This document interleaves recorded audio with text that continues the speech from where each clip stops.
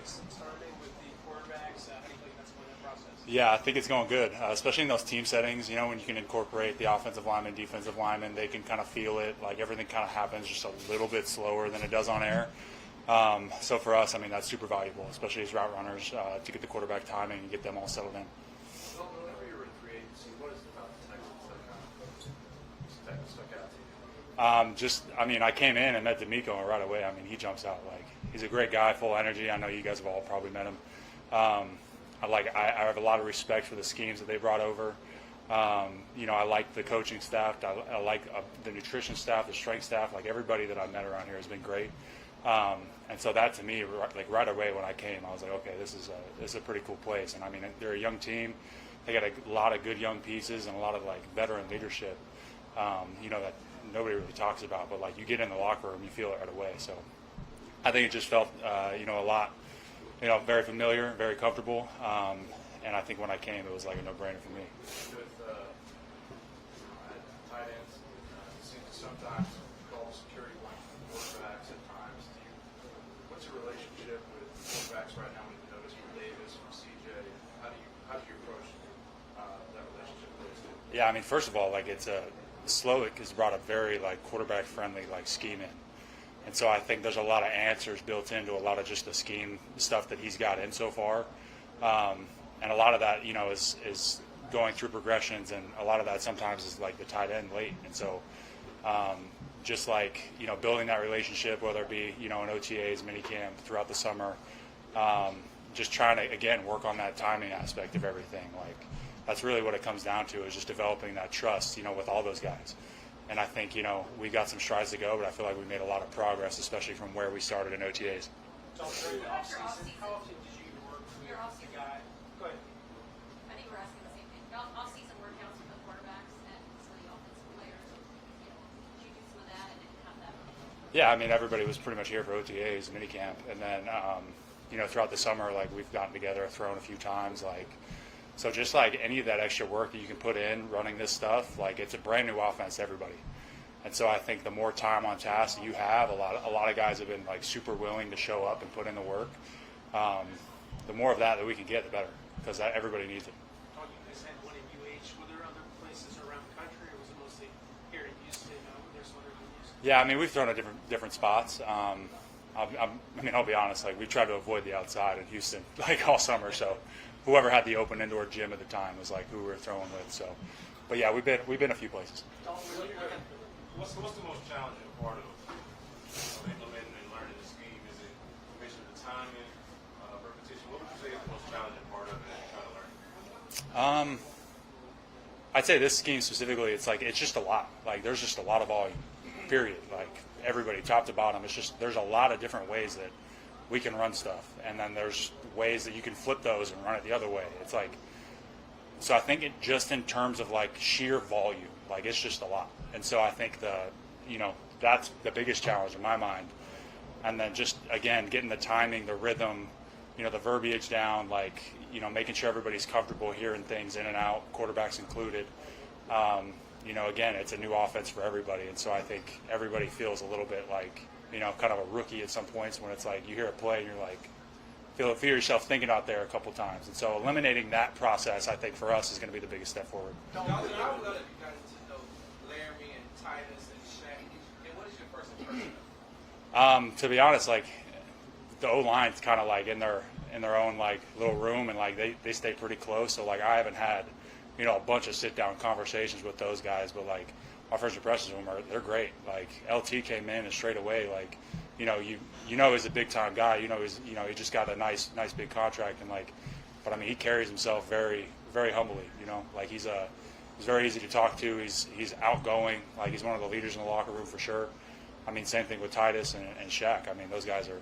We were just sitting down around the locker room. I was listening to them tell stories about X, Y, and Z in the past. You know what I mean? It's they got a good room. They're really tight. You look at this style of offenses throughout their time in the NFL. It seems to be very tight end friendly. Have you noticed that in the install, and have you noticed anything similar to this compared to the offense last year? Yeah, that's the thing is it's not Slo's in there saying okay, listen, we're going to throw the tight end the ball on this play. It's not Like I'm sure there'll be some plays like that down the line, but like as of now, like it's a pure, hey, this is the play, this is why we're calling it, this is what it's for, these are the routes, like here's why we're doing the things that we do. And so I think taking that approach to like just installing the scheme has been helpful for everybody because, like I said, everything can be run every different way out of every different formation, and anybody can be anywhere. So I think there's a lot of weaponization that like you can do from an offensive personnel standpoint. It gets us excited. What do you think of the offense today? DeMeco specifically said they did much better today than yesterday. Yeah, I think yesterday, I mean, everybody feels it. Like out here in the heat, like day one, I think everybody's just kind of getting used to the things. And I think there was a period where offensively, like, you know, we kind of fell flat, like on the last half of the practice. And today, it didn't feel like that. It felt like we were able to kind of sustain a little bit better. I think guys came in a little bit more well hydrated. That's just a challenge of training camp out here in Houston. I mean, I'm getting used to it as well too. So, but yeah, it's been a good challenge for us. I mean, this has got to be the hottest, you know, that we're ever going to face like this year. You know, with the exception of maybe Jacksonville, maybe it's a little hotter. I don't know. But I mean, this is as bad as it's going to get. So, you know, if we could practice well through this and, you know, dominate this, like we're going to be just fine. Talk about Dalton, yesterday, Petrie said he and Sting would play a lot of Madden together. I know you're a gamer. Did you ever get in the mix with those guys on Madden? I don't play Madden. It's funny. That's like the one game that like I've never touched. They ever get in the mix on the games you played? There's a couple. Like Troy, like believe it or not, if y'all ever interview Troy, like Troy's a big gamer. Like he's same. I'd say like he's the one that's like same level as me, where like he builds his own PCs. He's got a liquid cool PC, which is crazy. Like I don't even do liquid cooling. Like I'm too lazy. So. So why haven't you played Madden? Obviously. Dude, I'm not a sports guy, man. Like when it comes to video games, like I'm just not a. It's like a guitarist not playing Guitar Hero. You know what I mean? Like it's a little bit different. I don't know. Maybe I'm opinionated on that, but. Texas football at every level has to deal with this heat. What are some things that you would like to say to Texas football players that are younger and are working out in this heat? What are the things that you've learned over time? Yeah, I mean, number one is like stay hydrated. That's the most important thing that you can do out here. I mean, you're losing water, and in this humidity, especially down here, it's like your sweat doesn't ever really leave, you know, your arms or wherever you're sweating. Like it just kind of stays. So making sure that you're on top of your hydration, making sure you're being, you know, you're taking the rest whenever you can. Like I know it's dog days out here in training camp sometimes where it's like back to back to back reps. But I mean, heat stroke is real. And I think having the open honesty to communicate with your trainers and your coaches around you to make sure that you're staying on top of your body and your hydration, like, obviously of utmost importance. And I think, you know, when you know you're on top of all that, I think it's important to just kind of have that mindset that, listen, this is training camp, and I mean that's what it's about. It's about pushing through those dog days and getting through and dominating really that last part of practice, you know, when you're at your most tired. So. A couple more guys. Obviously, Bobby's slow his first time as an offensive coordinator. What's he like in comparison to what you've been around? Is he open to suggestions? Is he in training camp with Dave to try this kind of different things than we did in the offseason? What ways do you see him kind of growing into that? I'm assuming he's open to suggestions. Like I could be dead wrong. Like I don't know, but like so far it's just been, again, there's so much stuff that it's just been, this is what we got, here's how we run it, this is why we're running it.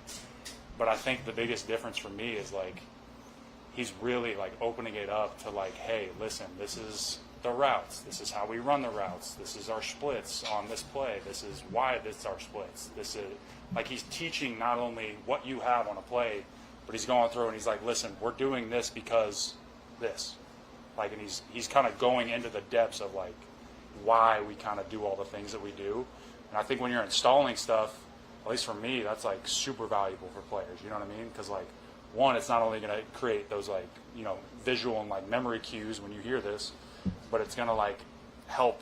Like for example, like if I'm in a split and I look out and I know the receiver is supposed to be in a certain split on this play, like if I only knew what I had to do, like I wouldn't be able to know that, you know, he's messed up. And it's like, you know, we can all help each other with this whole process. And I think, you know, having that kind of like big scope, general big picture idea from the start is like extremely useful. Again, yes, it's a lot of volume, but like I think having that perspective when you start is going to be extremely valuable for us. And you've spent your entire pro career in Texas. Like, what do you feel like? Because you grew up in Utah, right? At Stanford. What about? Do you sense of yourself being in Texas? You live in Dallas and Houston. What? Have you kind of grown into that? What you notice about the state? Dude, I love living here. Like, this state's been nothing but welcoming to me, except when I said I hate Tex-Mex. I feel like the whole state turned on me for that one, but but other than that, dude, it's been fantastic.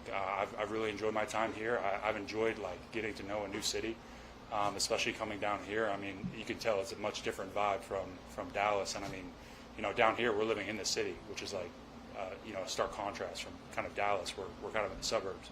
So like just kind of immersing ourselves in a new environment, new city, getting to know the people and the diversity around. It's been great. Last one. All set? Maybe the Tex-Mex is better down here. It's not. I'm doubling down.